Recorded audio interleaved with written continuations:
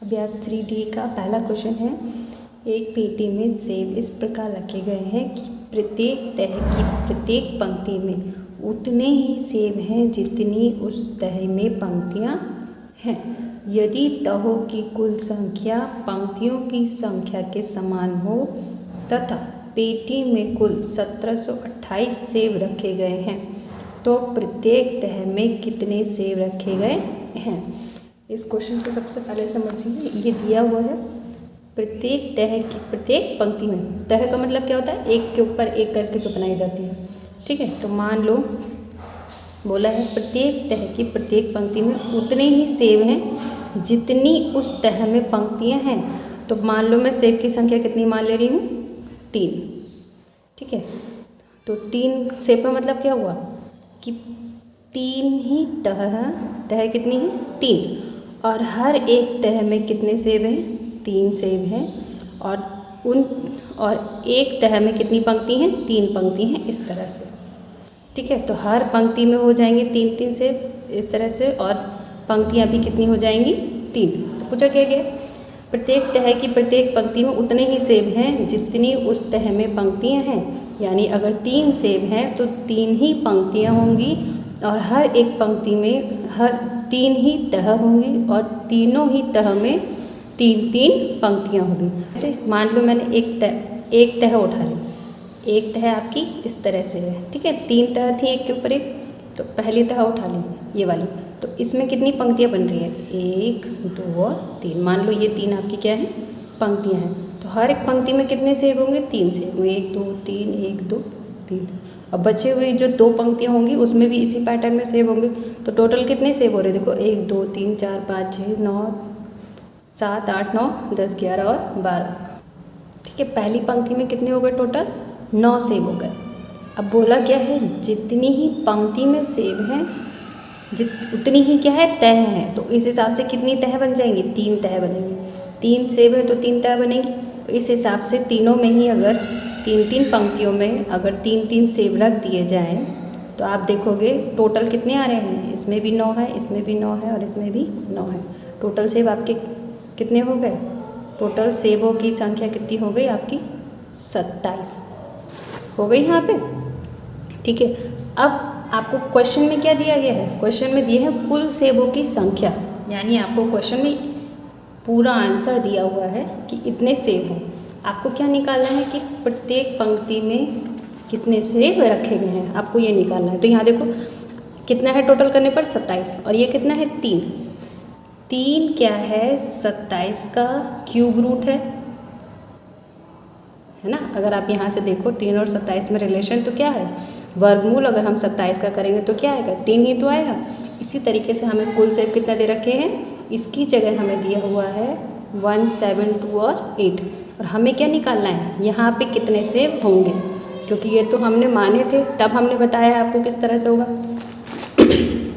यहाँ हमको क्या है, आंसर पूरा दिया हुआ है, हमें ये निकालना है। तो हम क्या करेंगे, 1 7 2 8 का क्या निकाल लेंगे, घनमूल निकाल लेंगे। तो यहाँ हमें उस संख्या को मान मिल जाएगा। देखिए कैसे करेंगे, लिखेंगे पेटी में कुल सेब बराबर 1 7 2 8। अब पूछिए क्या है, प्रत्येक तह में कितने सेब रखे गए। तो हम यहाँ लिखेंगे प्रत्येक तह में रखे गए सेब। क्या कर देंगे, इसका घनमूल निकाल देंगे सीधे सीधे, जैसा कि अभी बताया था। तो 17 28 का हमको क्या निकालना है, घनमूल निकालना है। तो उसको हम यहाँ निकाल देते हैं, 17 28 8 है लास्ट में, 2 से कट जाएगा, 2 8 16 2 6 12 2 चौका 8 2 चौका 8 2 3 6 2 दूनी 4, फिर 2 से जाएगा 2 दूनी 4, और ये 16 आ जाएगा, 2 एकम 2 2 5 10 2 चौका 8, ये हो जाएगा 2 दूनी 4 2 7 14, 3 से कट जाएगा, 3 दूनी 27 3 3 9 और 3 एकम 3। पेयर बना लेंगे, ये वाला बन जाएगा, और ये सब पेयर में से एक नंबर उठा लो, कितना हो जाएगा, 2 यहाँ से 2 यहाँ से उठा लेंगे, और 3 यहाँ से। तो 2 दूनी 4 3 12। 12 का मतलब क्या हुआ, कितनी तह थी, 12 तह थी, 12 ही पंक्तियाँ थी, और हर पंक्ति में कितने सेब रखे हुए थे? 12 ही सेब रखे हुए थे। तो ये आपका हो जाएगा आंसर। सेकंड क्वेश्चन है, एक पेटी में 216 आम घन के रूप में सजाकर रखे गए हैं। ज्ञात कीजिए कि पेटी में आम की कितनी तह है। तो देखो, आम सजा के कैसे रखे गए? घन के रूप में, यानी 216 अगर आम है तो 216 का घन जितना निकालेंगे तो उतना जो आंसर आएगा उतनी आपकी क्या हो जाएंगी? आम की पेटी की तह हो जाएंगी। घन का मतलब क्या होता है? घात 3। ठीक है, तो यहाँ पे हम इसका क्या कर लेंगे? सॉल्व करके आंसर निकालेंगे। इसको कैसे करेंगे? लिखेंगे पेटी में कुल आम बराबर, कुल आम कितने दिए? 216। निकालना है तहों की संख्या। लिखेंगे तहों की संख्या बराबर घन बोला है तो क्या निकालेंगे इसका? घनमूल।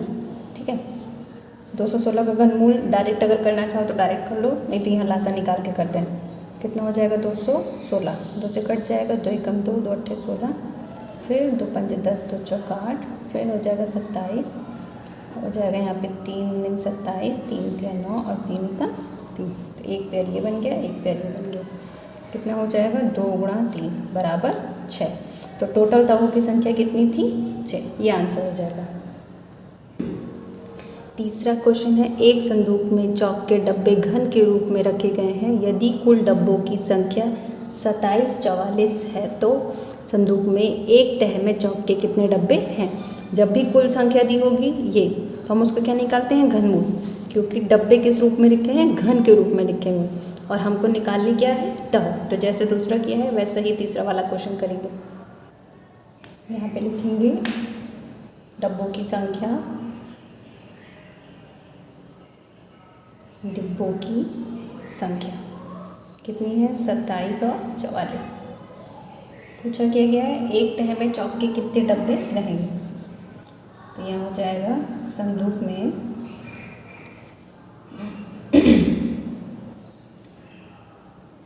डिब्बों की तह बराबर 2744। अब यहाँ 2744 का लासा निकालेंगे। इसे कट जाएगा 2 से, 2 एकम 2, 2 3 6, 2 7 14, 2 दूनी 4, हो जाएगा 2 छंग 12, एक बचेगा 2 अट्ठे 16 और ये हो जाएगा 2 छंग 12, 2 3 6, 2 चौका 8, 2 3 6, 7 से कट जाएगा 49 हो जाएगा। यहाँ पे 7 से कट जाएगा, 7 7 49 और फिर 7 का 7। पेयर बना लेंगे। देखो कितने पेयर बनेंगे? एक 2 का और एक 7 का। तो टोटल आपके कितने संदूकों की तह हो जाएंगी? 14। ये आंसर हो जाएगा। क्वेश्चन नंबर 4 है, एक शोरूम में कांच के रंगीन घन एक दूसरे से सटाकर इस प्रकार रखे गए हैं कि वे एक बड़े घन का आकार ले लेते हैं। यानी जो कांच के बॉक्सेस थे उनको इस प्रकार रखा गया है कि वो छोटे छोटे बॉक्स मिलकर एक बड़ा घन के रूप में बन गए हैं। बोला इसी प्रकार रखे गए रंगीन घनों की संख्या 512 हो तो ज्ञात कीजिए कि रंगीन घनों की कितनी तहों से उक्त घनाकार आकृति बनी है। फिर आपको वही दे दिया गया है कुल घनों की संख्या, यानी जो चीज़ें हैं उसका टोटल संख्या दी हुई है और आपको तह निकालनी है ना। तो यहाँ तह की जगह आपसे आकृति पूछ ली गई है तो वैसे ही निकलेगा। इसका अब हम क्या कर देंगे? घनमूल निकाल देंगे। चौथा, इसमें यहाँ लिखा जाएगा कि रंगीन घनों की कुल संख्या कितनी दी रखी है आपको? 512। बताना क्या है? घनों की तह बतानी है। तो हो जाएगा रंगीन घनों की तह बराबर क्या निकाल लेंगे? घनमूल किसका? 512 का। ठीक है, यहाँ लासा निकाल लेते हैं 512 का।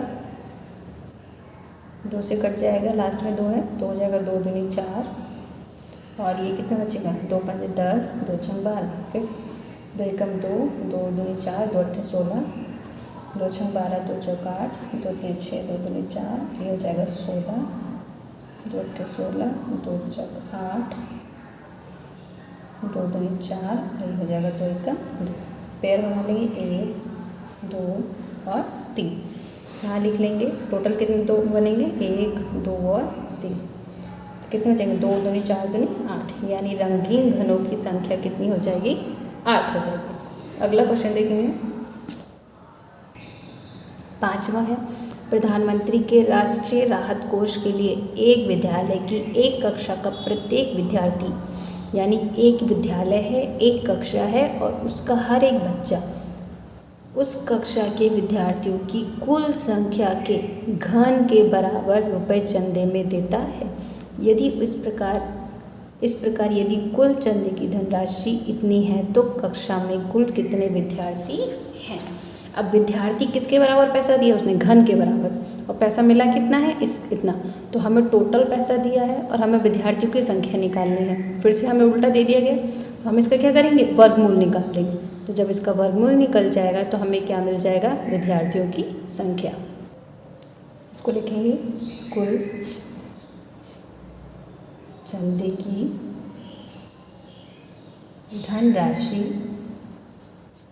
बराबर 15,625 रुपये। ठीक है, हमें निकालना क्या, विद्यार्थियों की संख्या, या लिखेंगे विद्यार्थियों की कुल संख्या बराबर क्या निकालेंगे, घन, क्योंकि वो उसके घन के बराबर दिए हुए हैं।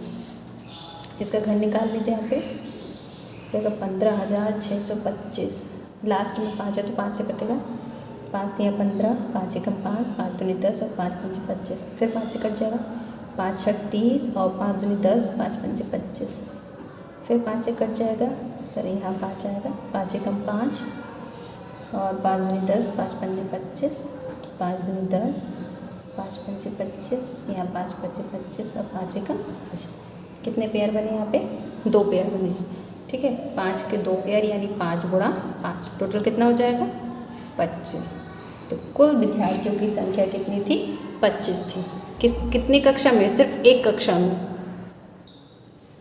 क्वेश्चन नंबर 6 है, एक घनाकार टंकी में 1331 लीटर पानी आता है। टंकी की माप ज्ञात कीजिए यदि 1000 लीटर पानी का आयतन 1 घन मीटर के बराबर होता है तो। देखो, टंकी की माप बतानी है, आपको बतानी है कि टंकी कितनी बड़ी है या कितनी छोटी है। हमें टंकी की एक तरीके से लंबाई बतानी है। ठीक है, बोला क्या गया है, घनाकार टंकी में इतना लीटर पानी आता है, यानी उसकी कैपेसिटी दे रखी है कि टंकी पूरी भर जाएगी 1331 लीटर पानी में। वो और आगे कह रहा है यदि 1000 लीटर पानी का आयतन 1 घन मीटर हो, तो आपको क्या दिया है, घनाकार टंकी में इतना पानी आता है तो कैपेसिटी किसके बराबर हो जाती है, आयतन के। तो घनाकार टंकी का जो आयतन होगा वो हमेशा घन मीटर में होता है। ठीक है, यहाँ माप दे रखी है 1000 लीटर जो है वो 1 घन मीटर के बराबर हो जाएगी। तो 1331 लीटर कितने घन मीटर के बराबर होगी, 1331 बटे 1000 घन मीटर के। तो पहले इसको कन्वर्ट करेंगे, उसके बाद हम क्या करेंगे, इसका वर्गमूल निकालेंगे, घन मूल निकालेंगे। क्या लिखेंगे, घनाकार टंकी में पानी, पहले देखेंगे घनाकार टंकी में पानी बराबर 1331 लीटर। ठीक है, अब घन मीटर में बोला गया है तो हम क्या लिखेंगे, घनाकार टंकी का आयतन, घनाकार टंकी का आयतन बराबर 1331 बटे 1000, किस में चेंज हो गया, ये घन मीटर में, घन मीटर में। ये क्या है, आपका आयतन है। तो हमको मालूम है जो घन का आयतन होता है वो क्या होता है, भुजा क्यूब। लास्ट टाइम ही पढ़ाया था, घन का जो आयतन है वो आपका क्या होता है, भुजा का होल क्यूब या भुजा की माप, यही तो होता है। लास्ट टाइम बोला था, बोला क्या है, टंकी की माप बताओ। तो भुजा की माप हो चाहे टंकी की माप हो, बात एक ही है, टंकी की माप हमको ये बताना है। इसके ऊपर क्या लगा है, घात 3। तो जब घात 3 हमारे यहाँ जाएगी तो वो घनमूल में बन जाएगी। देखो फॉर्मूला हम क्या लगाएंगे, टंकी की माप बराबर जो ये 3 है वो घनमूल के निशान में बदल जाता है, और घन का आयतन है कितना, पहले लिख लो, घन का आयतन। अब यहाँ देखो घन का आयतन आपका कितना दे रखा है, 1331। इसका घनमूल निकालेंगे, आंसर हो जाएगा 1331। हमेशा 11 से कटता है ये, 121 आएगा, फिर 11 आएगा, फिर एक बार जाएगा। कितना आ रहा है? 11 आया।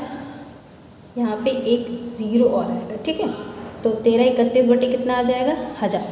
1000 का आपका पहले ही बता चुके हैं, आप उसको लिख सकते हो 10 गुणा 10 गुणा 10। या देखो यहाँ से कर देते हैं इसको भी, यहाँ अगर 1000 का करेंगे तो डायरेक्ट कर दे रहे हैं, तो 10 धाम 100, 10 और ये 10 एकम 10, ये पेयर बन जाएगा। नीचे कितना आ जाएगा? 10। जब आप इससे भाग करोगे तो 1.1 किस में आंसर आ रहा था? मीटर में।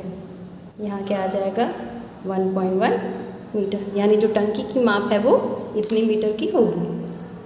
अभ्यास बच्चों ये वाली आप लोगों की ख़त्म होती है। इसी के साथ चैप्टर भी आप लोगों का 3rd वाला